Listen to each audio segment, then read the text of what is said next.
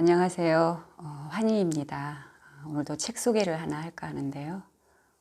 오늘 제가 소개할 책은 오쇼 라저니시의 종교의 사슬에서 벗어나라. 책 제목이 조금은 도발적이죠. 사실 종교의 그 사회적 영향력이 워낙 크기 때문에 종교를 정면으로 비판하기는 쉽지 않죠. 그런데 라저니시는 종교를 아주 신랄하게 비판하는 걸로 유명하죠. 제가 오늘 이 책을 소개하고 싶은 이유는 요즘 코로나 시대에 어떤 공공의 이익을 무시한 특정 종교인들의 모습들을 보면서 종교에 대해서 한번 이야기를 해봐야 되겠다는 생각이 들었고요. 그리고 종교가 예전에 비해서 현대인들의 정신에 미치는 영향이 많이 약화되긴 했지만 여전히 알게 모르게 종교인이나 비종교인에게 종교인들의 그 정신에 끼치는 영향은 지금도 매우 크다고 생각을 해요. 그래서 어떤 명상이나 수행에 관심을 가진 사람들은 한 번쯤 신에 대한 개념, 종교에 대한 이념 이런 것들을 한번 정리해 볼 필요가 있지 않을까 그런 생각이 들어서 이 책을 선정하게 됐습니다. 종교를 비판하는 말로 가장 유명한 말이 있죠. 칼 마르크스의 종교는 민중의 아편이다. 이 아편이라는 말이 조금 섬찟하긴 하지만 저는 이 아편이란 말을 약으로 바꿔서 한번 이야기를 해보고 싶어요. 우리가 이 고통스러운 현실을 살아가는데 약이 필요하죠. 이 약이 고통을 완화시켜주고 또 병까지 치료해주면 좋은 약일 텐데 어쩌면 종교는 일시적으로 고통을 마비시키고 병을 더 악화시킬 수 있을 거라는 그런 의미로 저는 마르크스가 이런 얘기를 했다고 생각을 해요. 그리고 또 마르크스는 이런 얘기도 했다고 해요. 모든 종교는 사슬 위에 꽃을 얹어 놓았다. 우리는 꽃에 정신이 팔려 그 아래에 있는 사슬을 보지 못한다. 그렇죠. 종교의 어떤 두 가지 측면, 꽃의 측면과 사슬의 측면. 아주 예리하게 저는 얘기했다고 생각을 합니다. 아이러니하게도 이 라저니시는 이 유물론자들을 비판을 많이 했죠. 그런데 종교에 대해서는 생각이 같았어요. 이것도 저는 상당히 흥미롭다는 그런 생각이 들어요. 먼저 이 책 내용을 소개하기 전에 먼저 이 작가인 라저니시를 잠깐 소개를 해드릴게요. 이 라저니시는 인도 태생이고 워낙 지성이 뛰어나서 20대 때 이미 대학에서 철학을 강의했다고 그래요. 철학 교수였죠. 그리고 일찍 깨달음을 얻어서 교수직을 그만둔 뒤에는 인도 전역을 돌아다니면서 자신의 깨달음을 강연을 하고 다녔고요. 또 이후에 미국의 오리곤주에 가서 아주 거대한 어떤 영성 공동체를 만들죠.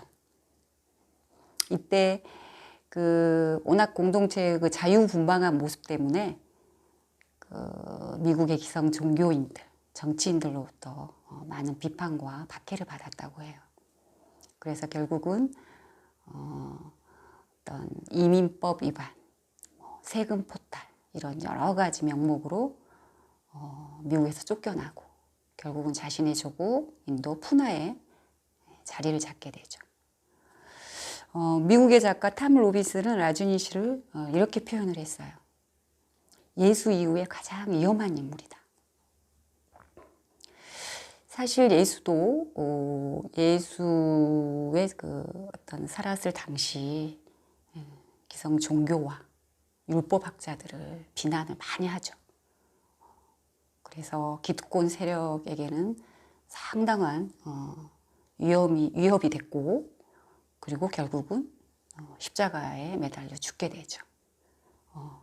그 예수와 비견할 정도로 라즈니시도 기성 종교, 정치, 관습, 도덕, 기득권 세력들에게는 위협이 되는 그런 여러 가지 발언들을 많이 하게 되죠.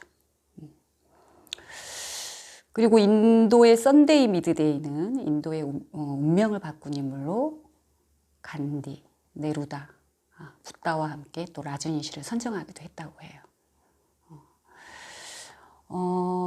저는 라즈니시의 추종자도 아니고 또 제자였던 적도 없지만 정말 보기 드문 천재적 지성을 가진 그런 어떤 정신적인 혁명가, 영적 혁명가라고 라즈니시를 생각을 해요. 그래서 어떤 자유로운 삶을 열망한다면 라즈니시는 꼭 한번 연구해보고 거쳐가야 할 그런 인물은 아닌가 그런 생각을 합니다. 그러면 내용으로 들어가서 오쇼는 어떻게 이 종교에 대해서 비판을 하는지 한번 얘기를 해보죠. 오쇼는 그렇게 얘기를 해요. 신학자들의 기본 명제는 창조자 없이는 세상에 그 어떤 것도 존재할 수 없다 라고 얘기를 하는데, 그럼 신은 누가 창조했는가? 신학자들은 신은 스스로 존재하는 거다 라고 얘기를 하겠죠. 오쇼는 이거는 논리적 모순이다. 창조자 없이는 아무것도 존재할 수 없는데 창조자는 스스로 존재한다. 기본 명제가 잘못되었다. 심플하게 반박을 하죠. 그러면서 어떤 그 종교인들에 대해서 이런 묘사를 해요. 이렇게 얘기를 해요. 신의 관념에 사로잡혀 있는 사람들을 보면 기차역이나 공항에서 장난감 곰을 안고 있는 어린아이들이 생각난다. 그 곰인형은 기름때가 묻어서 반질거린다. 그러나 아이는 곰인형에 집착한다. 그 인형이 없이는 잠도 이루지 못한다. 그들은 어디를 가든 인형을 갖고 다닌다. 그대 또한 눈에 보이지 않는 곰 인형을 갖고 있다. 그런 곰은 어린 애들에게나 어울린다. 그대는 어른이다. 이젠 그런 유치함에서 벗어날 때가 되었다. 종교인들도 마찬가지다. 그들은 항상 신이라는 장난감 곰을 갖고 다니기 때문이다. 그들은 신이라는 가설 없이는 살아가지 못한다. 그 가설은 도움이 된다. 그것은 확실히 그대에게 유안을 준다. 그러나 위로를 구하고 있는 한 그대의 발육부진 상태는 지속된다. 미숙한 차원에 머무지 말라. 더욱 성숙한 인간이 되라. 한마디로 좀 더 지성적인 인간이 되라. 지성적이면 신과 종교에 대해서 객관적인 시각을 가질 수 있을 것이다. 이렇게 얘기를 하고 있어요. 그리고 또 종교의 어떤 해악에 대해서 이 책에서는 많은 얘기를 하고 있죠. 종교의 해악 중에 라즈니시가 가장 큰 해악으로 꼽는 게 종교는 사람들에게 죄의식을 심어준다. 아까 처음에 얘기했던 종교의 꽃과 같은 측면, 사랑과 자비와 감사와 은혜, 이런 메시지와는 다르게 종교는 또 반대로 우리가 어떤 즐거움과 기쁨을 쫓는 우리의 그 자연스러운 욕망에 대해서 좀 부정적이죠. 그리고 여러 가지 도덕적 규율을 정해놓고 그 규율을 지키지 않으면 벌을 받을 것이다. 이렇게 알게 모르게 우리의 무의식 속에 어떤 죄의식이나 두려움 이런 걸 심어주기도 하죠. 그래서 라준이 씨는 종교가 이 죄의식을 이용해서 비즈니스를 한다. 죄의식이 많을수록 절이나 사원이나 교회에 와서 기도를 많이 하고 또 헌금을 많이 하게 되겠죠. 이것은 종교의 전략이다. 이렇게 얘기를 해요. 그리고 또 종교가 정치 조직과 심지어는 범죄 조직과도 손을 잡고 사회 해악을 끼친다.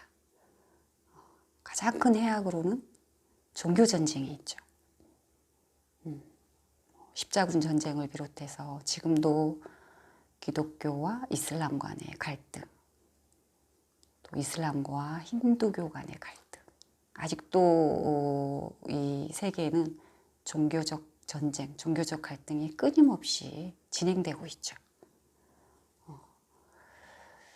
종교인들의 자신들의 교리에 비춰봐도 전쟁은 말이 안 되는 거죠. 신의 창조물인 사람을 죽이는 거잖아요. 그러면서 자신의 종교를 위해서 죽으면 다음 세상에서 보상을 받을 것이다. 이런 무서운 세뇌를 시키죠. 그리고 또 그런 예를 들었어요. 그 교황청의 바티칸 은행은 마피아와 손을 잡고 마피아의 그 마약 판매 대금을 합법적 돈으로 세탁해주는 그런 창구로 이용이 된다. 그리고 이제 우리나라도 보면 그 정치 세력과 종교 세력이 손을 잡고 여러 가지 사회적 물의를 빚고 문제를 일으키기도 하죠. 현재도 그러고 있죠. 이런 식으로 아주 많은 이야기들, 종교의 해악에 대해서 라준이 씨는 이야기를 하고 있어요.